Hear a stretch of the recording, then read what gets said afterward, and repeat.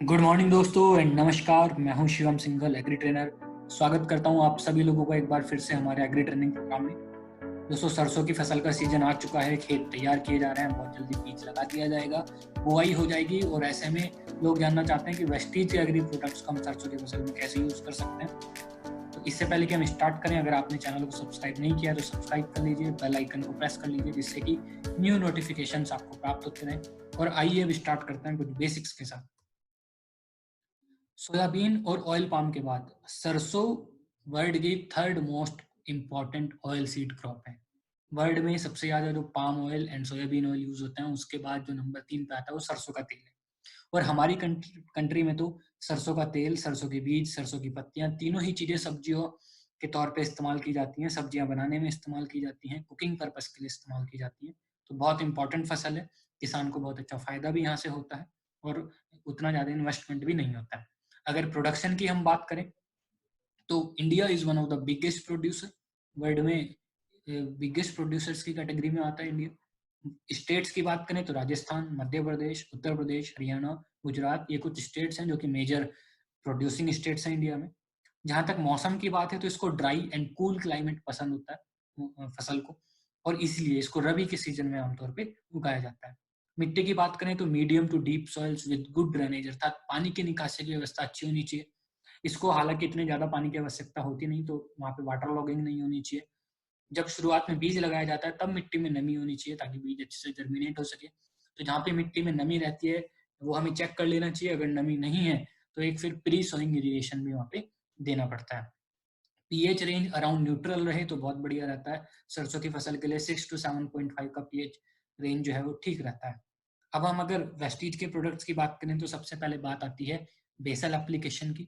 बुआई के समय पे या बुआई से पहले जब बेसल एप्लीकेशन किया जाता है, फर्टिलाइजर्स डाले जाते हैं, उस समय पे हम अपने agri granules, agri protect and agri 82 का प्रयोग करवा सकते हैं।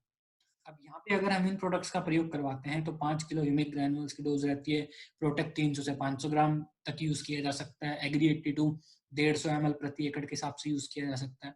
इनको हम फर्टिलाइजर्स के साथ मिला के भी इस्तेमाल कर सकते हैं।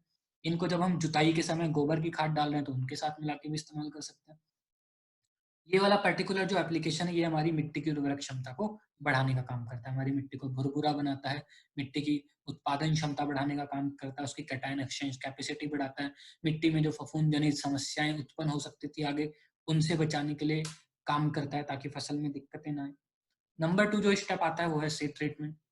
सरसों की फसल में बहुत इंपॉर्टेंट है कि हम बीज उपचार जरूर करें, और बीज उपचार के लिए हम agri humic and agri protect का इस्तेमाल करवा सकते हैं। 5 ml प्रति किलो ह्यूमिक का प्रयोग कर सकते हैं, 5 ग्राम प्रति किलो एग्री प्रोटेक्ट का प्रयोग कर सकते हैं। एंड ये जो हम पर्टिकुलर स्टेप यहाँ पे करने जा रहे हैं ये हमारे बीजों के अंकुरन को अच्छा करने का काम करेगा, उनकी जड़ों को विकसित करने का काम करेगा, पौधे की ग्रोथ को इम्प्रूव करने का काम करेगा, बीज जनित जो फफूंद के रोग होते हैं उनसे बचाने में हमारी हेल्प करेगा। सो बहुत इंपॉर्टेंट ये एक स्टेप है। इसके बाद स्टेप नंबर 3 आता है। स्टेप नंबर 3 की बात आती है जब फसल लगभग बुआई करने के बाद 20 से 30 दिन की हो चुके तब हमें स्प्रे करना है। यहाँ पे हम स्प्रे करने के लिए agri humic, agri gold, agri 82 का प्रयोग कर सकते हैं।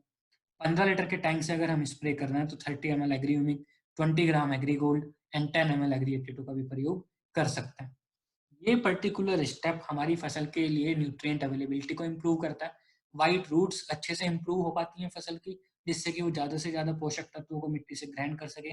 मिट्टी की टॉलरेंस और पौधे की टॉलरेंस इम्प्रूव होती है, जिससे कि किसी भी प्रकार के स्ट्रेस आने वाले थे, जैविक स्ट्रेस, अजैविक स्ट्रेस जो आने वाले थे, मान लीजिए मौसम में ह्यूमिडिटी बहुत ज्यादा हो जाती है या कोहरा पड़ना शुरू हो जाता है, फ्रॉस्ट होना शुरू हो जाता है, तो सरसों की फसल को उससे कोई दिक्कत ना हो आगे जाके, उसके लिए ये वाला स्टेप बहुत इंपॉर्टेंट है। 82 एक्टिवेटर वेटर के तौर पे यहाँ पे काम करता है पर्टिकुलर स्प्रे के लिए। इसके बाद स्टेप नंबर 4 आता है। स्टेप नंबर 4 है जब फसल 40 से 50 दिन की हो चुकी है बुआई के बाद। अब डिपेंडिंग ऑन वेराइटीज, किसी फसल में फ्लावरिंग 40 दिन पे, किसी में 50 दिन पे, किसी में 60 दिन में हमें दिखाई देनी स्टार्ट होती है।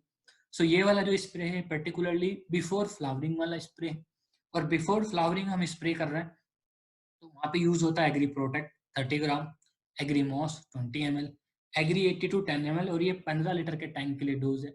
ये वाला जो स्प्रे होता है प्रोटेक हम इसलिए स्प्रे कर रहे हैं कि फ्लावरिंग की स्टेज पे अगर किसी प्रकार की कोई फंगस की समस्या आ सकती थी, तो उससे बचाने के लिए हम यहाँ पे प्रोटेक का प्रयोग कर रहे हैं। एग्रीमॉस हम प्रयोग कर रहे हैं जिससे कि हमारी फ्लावरिंग बहुत अच्छी आए, फूल ज़्यादा निकलें, पॉलिनेशन बहुत अच्छा हो, उसके बाद दाना बढ़िया बने, उसका साइज़ बढ़िया बने। 82 वेटर एक्टिवेटर के तौर पे काम करता है।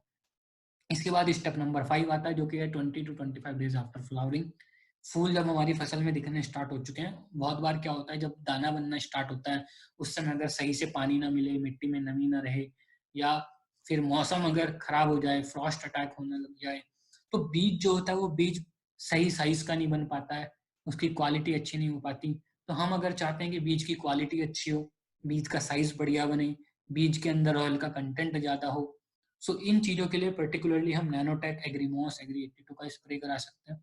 15 लीटर के टैंक में 30 ग्राम नैनोटेक, 20 ml मॉस और 10 ml एग्री 82 का यूज़ किया जाता है, जिससे कि हमें सरसों का जो बीज निकलने वाला है उसकी क्वालिटी हमें बहुत ही बढ़िया प्राप्त हो। अब यहाँ पे गौर करने वाली बात ये है कि जो हमने 5 स्टेप डिस्कस किए हैं, ये कोई हार्ड एंड फास्ट रूल नहीं है कि आपको इसी तरीके से इन्हीं प्रोडक्ट्स का 3-3 का ही इस्तेमाल करना है। आपको मेन चीज़ समझनी है कि किस प्रोडक्ट का क्या रोल है, फिर आपको देखना है कि आपकी फसल में किस चीज़ की रिक्वायरमेंट है और उसके अकॉर्डिंग आपको फिर प्रोडक्ट का सिलेक्शन वहाँ से करना है। सो आप मेन चीज़ ये देखिए कि प्रोडक्ट का रोल क्या है और सजेशन जो मैं आपको ये चार्ट बना के दे रहा हूँ, ये सजेशन इस तरीके से इस्तेमाल कीजिए कि अगर मॉस का इस्तेमाल करना है, तो वो कब करना है? फ्लावरिंग के पहले एंड फ्लावरिंग के बाद। गोल्ड का करना है तो कब करना है? ह्यूमिक ग्रैन्युअल करना है तो कब करना है? तो इस तरीके से आप इसको समझिए कि कौन से प्रोडक्ट का यूज़ किस टाइम पे किया जाता है। तो दोस्तों आई होप आपको ये इन्फॉर्मेशन बहुत अच्छी लगी होगी। आप इस इन्फॉर्मेशन का फ़ायदा भरपूर तरीके से उठा पाएँगे। आज के लिए इतना ही। बहुत-बहुत धन्यवाद। Thank you very much. नमस्कार।